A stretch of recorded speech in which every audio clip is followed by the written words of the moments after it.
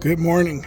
Round two, day one. You guys know I already hit the reset on day 44, which was really kind of depressing. I was really excited that I had to skip.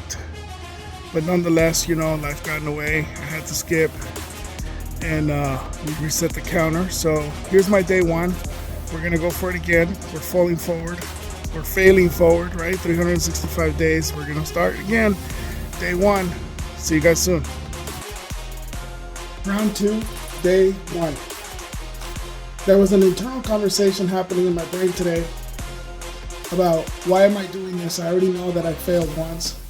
I already know that I couldn't do it, right? I challenged myself for 365 days without skipping a day. I got to day 44 and I skipped.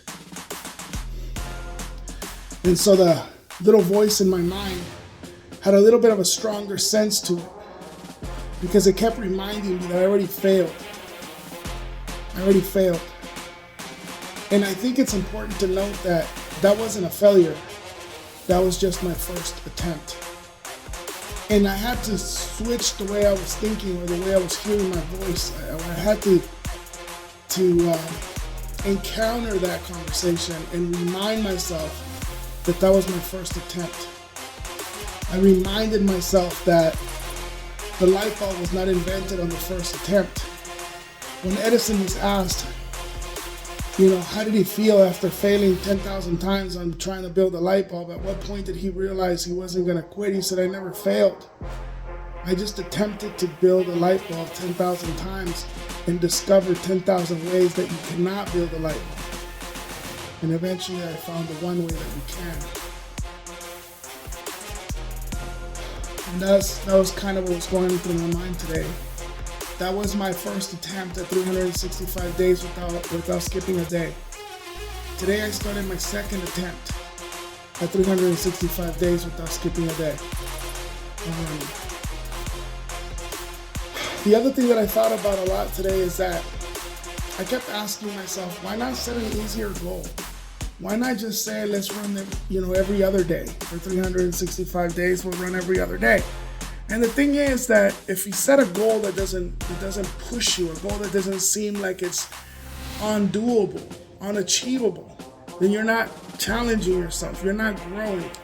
If I told myself I'm gonna tie my shoes for 365 days, well, I already know that that's possible. I already know that I already do this. So there's no challenge there. And that's the whole point, is to take yourself out of your comfort zone. Your hippocampus area of your brain, this little tiny little area of your brain, does not grow unless you take it out of its comfort zone and you push it to do things that you don't want to do. By the way, the hippocampus of your brain is known to put out frequencies that attract all kinds of things. It's known to put out frequencies that attract positive experiences. It's known to attract frequencies that are supposed to support wealth, if you're into that kind of thing and you understand the whole idea of like metaphysics and blah blah blah.